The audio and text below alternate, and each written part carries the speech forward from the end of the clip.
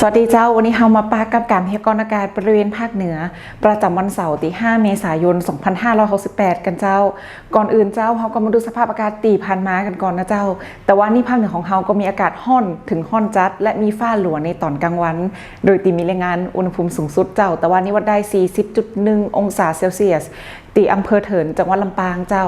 และแต่ว่านี่ก็มีฝนตกเล็กน้อยถึงปานกลางและมีฝนตกหนักในบางพื้นที่โดยรายงานฝนสูงสุดวัดได้ 42 มิลลิเมตรที่อำเภอบ้านที่จังหวัดลำพูนเจ้า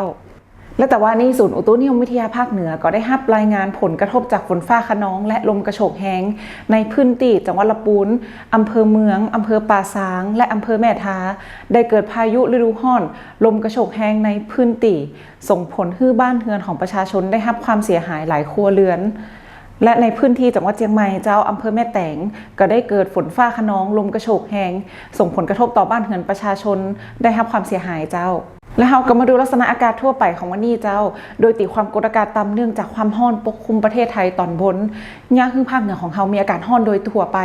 และในขณะตีก็มีลมพัดซอบและของลมตะวันตกเฉียงใต้และลมใต้พัดปกคลุมบริเวณภาคเหนือเจ้าลักษณะจะอีกกับย่างขึ้นบริเวณดังกล่าวจะมีฝนฟ้าคะนองและมีลมกระโชกแห้งอาจจะมีลูกเห็บตกได้ในบางพื้นที่เจ้า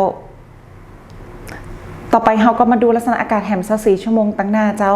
ภาคเหนือตอนบนอากาศร้อนโดยทั่วไปโดยตีมีฝนฟ้าคะนองร้อยละ 30 ของพื้นที่กับมีลมกระโชกแห้งและอาจจะมีลูกเห็บตกได้ในบางพื้นที่ส่วนมากเจ้าจะเป็นบริเวณจังหวัดเชียงใหม่เชียงรายลำพูนลำปางพะเยาน่าน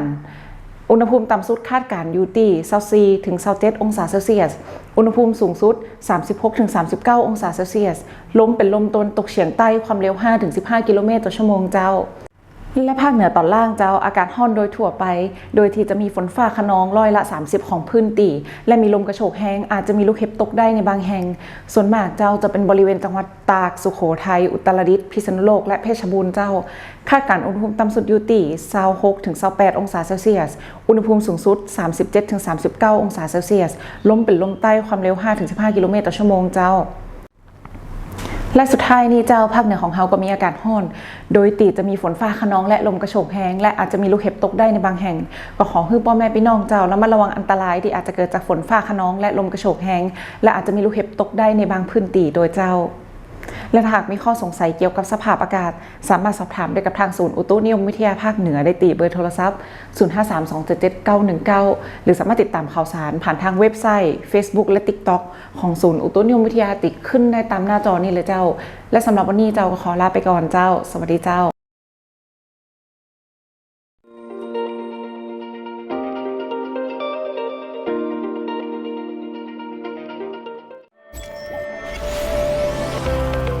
กรมอุตุนิยมวิทยาได้พัฒนาและเพิ่มประสิทธิภาพการปฏิบัติงานเพื่อให้บริการในรูปแบบดิจิทัล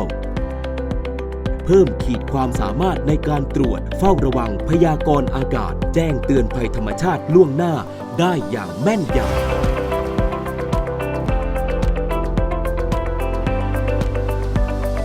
อุตุนิยมวิทยายุคใหม่แจ้งข่าวฉับไวใส่ใจปวงชน